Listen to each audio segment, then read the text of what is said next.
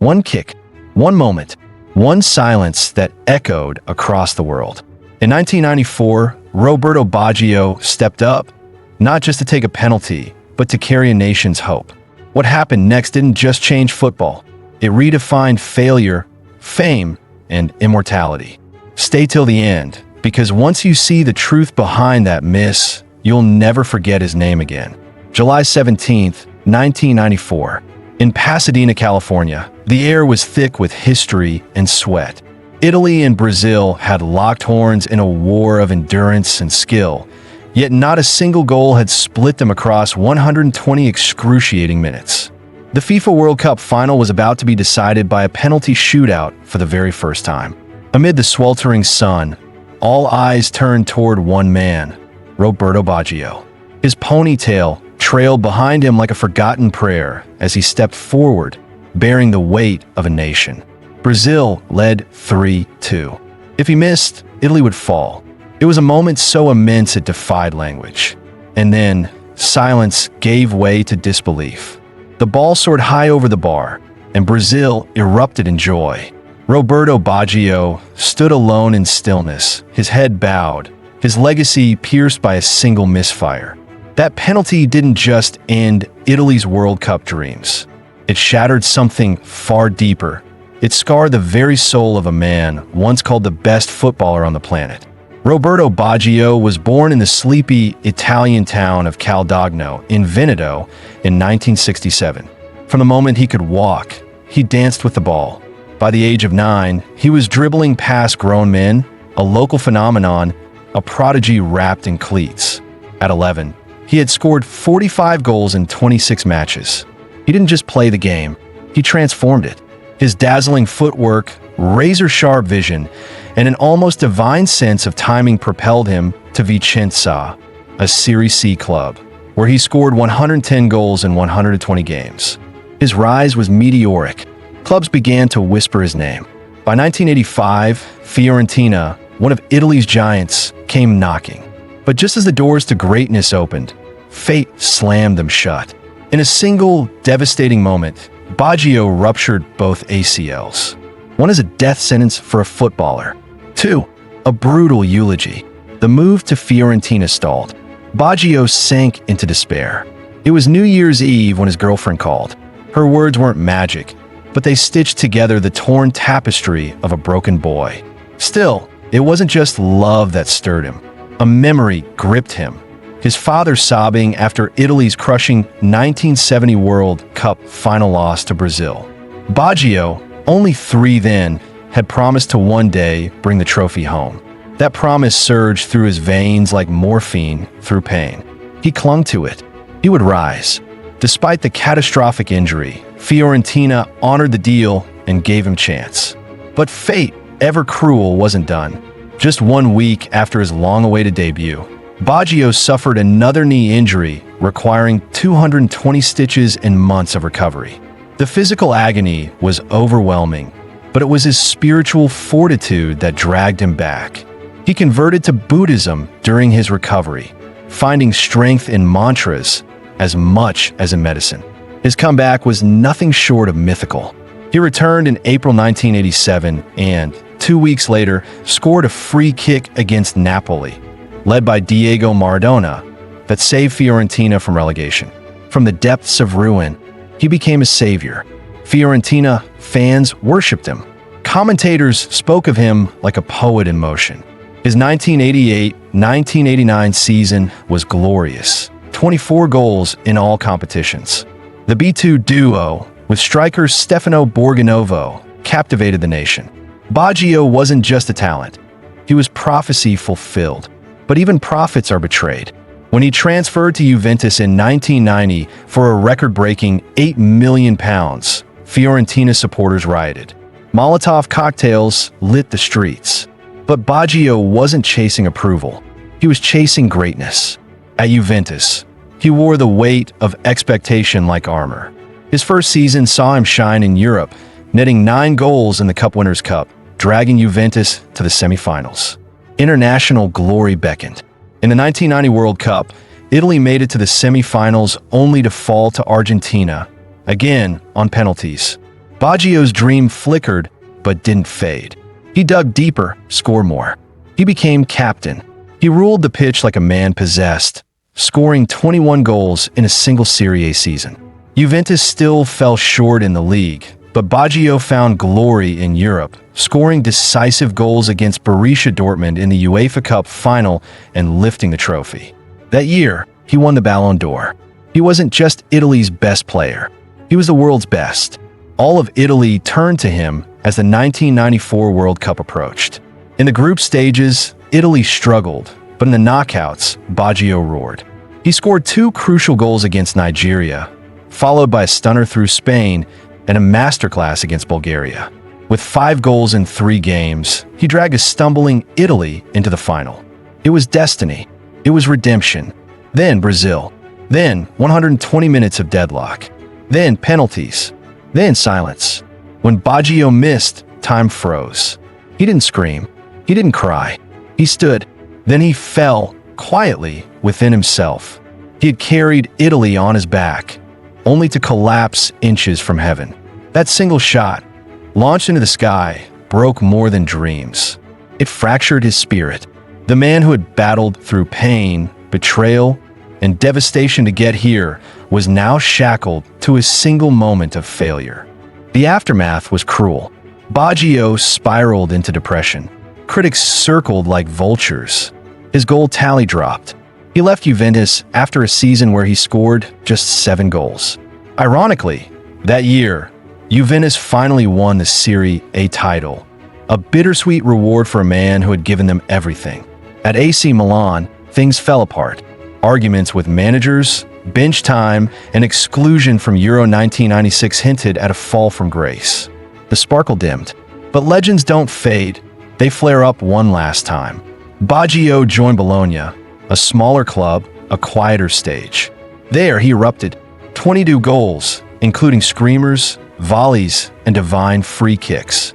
He dragged Bologna to European qualification and earned a call-up for the 1998 World Cup. Italy fell in the quarterfinals to France, but Baggio's redemption was complete. He had returned from the edge. He had stared down the abyss and smiled.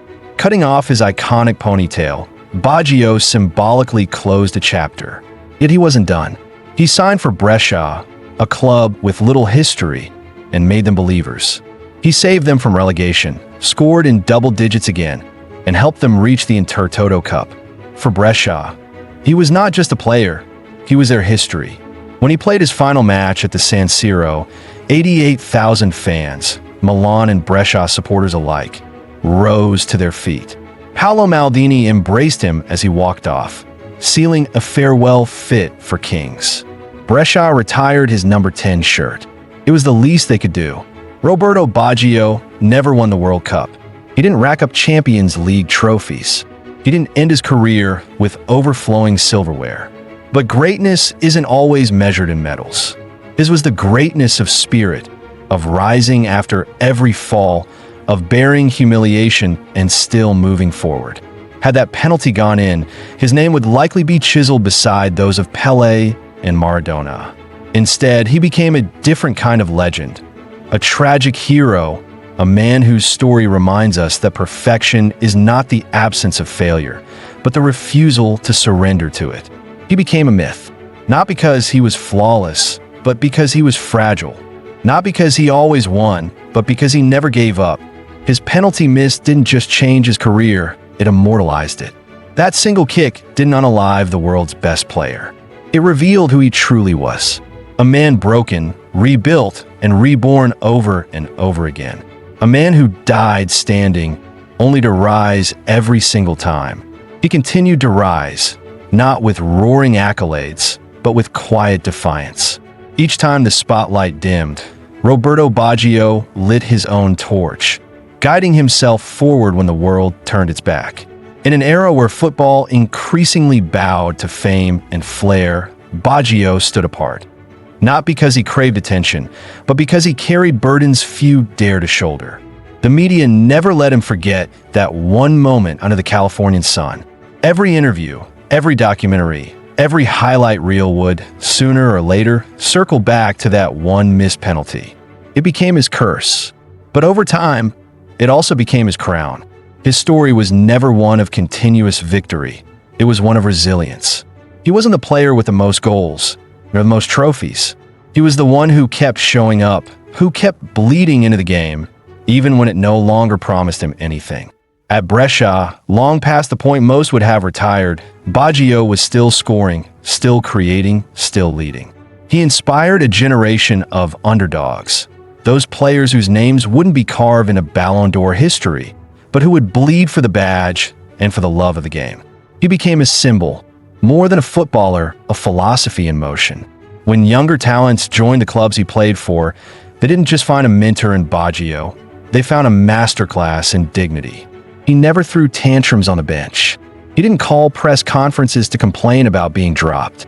He simply walked onto the pitch when called, played with poetry, and walked off. In his final seasons, he played through pain that would have broken lesser men.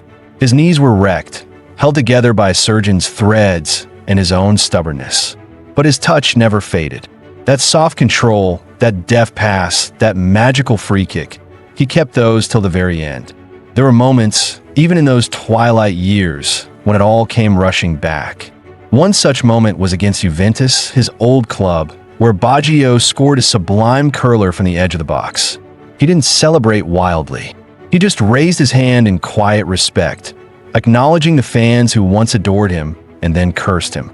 Football is unforgiving, but Baggio forgave it. Again and again. He may not have lifted the World Cup, but he lifted something far heavier. Expectation, ridicule, and heartbreak. He turned those weights into wings. Few players in history have lost so much and still given more. The thing about Roberto Baggio was that he was never just playing football. He was always trying to honor a promise to a little boy watching his father cry. Every sprint, every strike, every silent prayer before a free kick was a whisper to that promise. I'm still trying. It's why fans who weren't even born when he played still speak of him with awe. It's why every missed penalty in a major tournament inevitably draws comparisons to Baggio's. That one miss didn't bury him. It gave him immortality, wrapped in sadness and stitched with defiance. Every footballer fears missing the decisive penalty.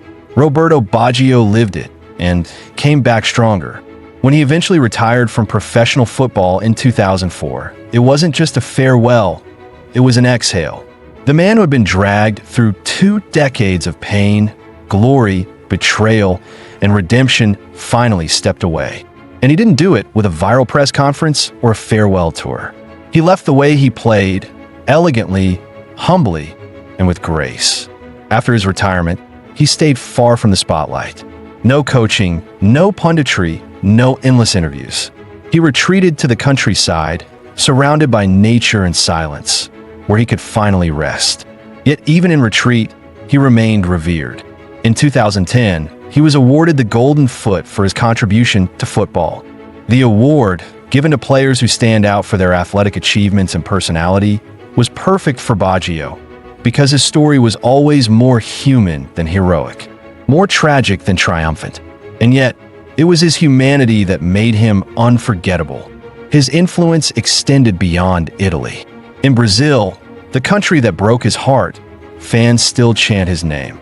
They recognize greatness when they see it, even if it came at their moment of triumph. In Japan, where Buddhism met football in Baggio's soul, he became a cult hero. In Africa and Asia, children who had never seen him play knew his story, the fall, the pain, the rise.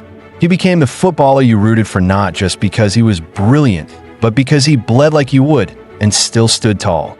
It is a cruel symmetry that a man so defined by one miss gave football some of its most exquisite moments. The deft dribble through defenders, the feathery touch that left keepers stranded, the silent celebration, arms half raised, face calm, as if he knew he wasn't just scoring a goal, but fulfilling a destiny.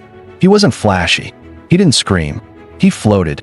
Baggio played like a man who had nothing to prove to the world, only to himself. And that's what made him art. In today's age, where branding and social media often outshine performance, Baggio feels like a relic, an echo from a purer time. But his story, etched in pain and perseverance, outlasts trends. He never had the global marketing machine of Cristiano Ronaldo. He didn't dominate headlines like Lionel Messi. But in terms of soul, of heart, of poetry in motion, Baggio remains unrivaled. He's the mural on the cracked wall, the song with a sad chorus that you play on repeat, the player who reminds you that beauty can exist even in failure. For every kid who ever missed a decisive kick on the playground, for every player who faced a crowd after letting their team down, Roberto Baggio's story says, this isn't the end. There's more. You can come back. You can rise again. And even if the world doesn't give you the crown, you can still walk off with your head high. Baggio once said, you learn more from losing than winning. You learn how to keep going. And that, in the end, is what he gave the world. Not just goals, but a guide on how to survive when your dreams collapse under your feet. He was called the Divine Ponytail, not just for his looks, but for the holiness with which he approached the game. But perhaps his truest title was the man who walked through hell with grace in every step.